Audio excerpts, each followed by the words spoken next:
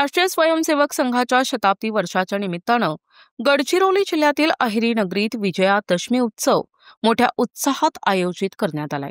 या निमित्तानं आयोजित केलेल्या कार्यक्रमात प्रमुख वक्त्यांनी स्वयंसेवकांना मार्गदर्शन केले। राष्ट्रीय स्वयंसेवक संघाच्या शताब्दी वर्षाच्या सोहळ्याला उपजिल्हा रुग्णालय अहेरीचे डॉक्टर राहुल महाले प्रमुख अतिथी म्हणून उपस्थित होते, तर विभागीय कार्यवाहक सुभाष इटणकर यांचे प्रमुख मार्गदर्शन लाभले। तसेच कार्यवाहक सुरेश गडमवार यांची उपस्थिती होती। प्रथम शस्त्रपूजा करण्यात आली।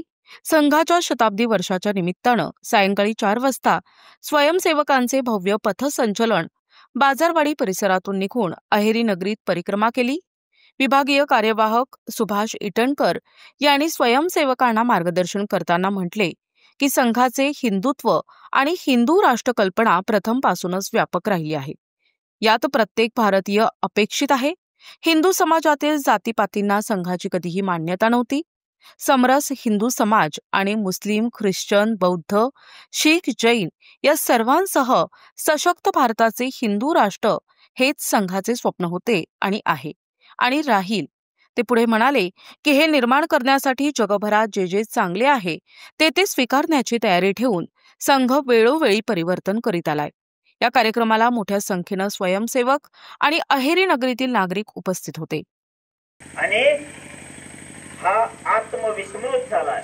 आपले पूर्वज कोण होते, आपली परंपरा कशी होती, वैभवशाली, गौरवशाली, हे सर्व विसरलाय।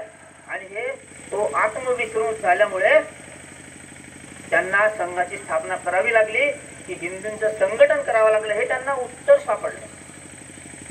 किती गौरवशाली परंपरा होती, तर एकेका क्षेत्रामध्ये विश्वगुरुपती असलेला आपला देश, प्रत्येक क्षेत्रामध्ये अव्वल स्थानावर असलेला आपला देश।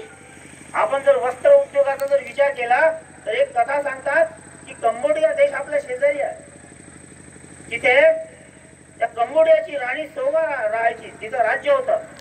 भारताचा जलपोतचा राजा शैलराज कौंडिन्य जेव्हा समुद्र मार्गाने पर्यटनासाठी निघाला आणि त्या कंबोडियाच्या किनारपट्टीजवळ जवळ जसा पोहोचला, त्यावेळी त्या राणी सोमाच्या सैनिकांनी बघितलं की आपल्या राज्यावरती कोणीतरी आपल्या राज्याकडे येत आहे, पण त्यांच्या जहाजावरती पांढरा ध्वज असल्यामुळे त्यांना लक्षात आलं की हे जे येणारा जो कोणी आहे हा एकतर पर्यटनासाठी किंवा व्यापारासाठी येत आहे।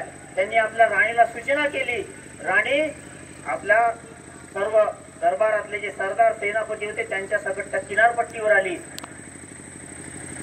जसा शैलराज कौंडिन्य त्या भूमीवर त्याने पाय दिला तेव्हा या शैलराजाला लक्षात आलं की तिथे असलेले सर्व सैनिक राणी सहित वस्त्र परिधान केलेले नव्हते। ज्या कालावधीमध्ये वस्त्र परिधान करण्याची कला ज्यांच्याकडे नव्हती तेव्हा भारतामध्ये भरजरी वस्त्र धारण करणे ही सर्वसामान्य गोष्ट होती। आपण ढाक्याची मळमळ ऐकतो, आगपेटीच्या डबीमध्ये 6 मीटरची साडी मावेल एवढी मऊ आणि नरम असा कापड भारतामध्ये तयार व्हायचा, त्याचे कारागीर होते। विमान विद्येचा उल्लेख केला तर आपण आताही विद्यार्थ्यांना जर विचारलो तर परीक्षेमध्ये प्रश्न विचारला की विमानाचा शोध कोणी लावला, सहज उत्तर देतील, तारखे सकट सांगतील।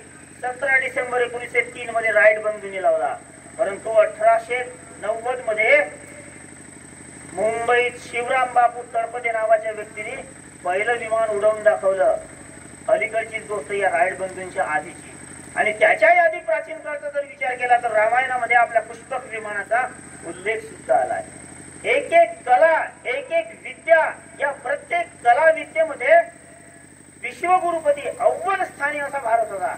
गणिताचा विचार केला तर दशमान पद्धती, पाय शून्य याचा सर्व शोध। प्रतिनिधी शंकर मुत्तेलवार, NTV न्यूज मराठी, गडचिरोली।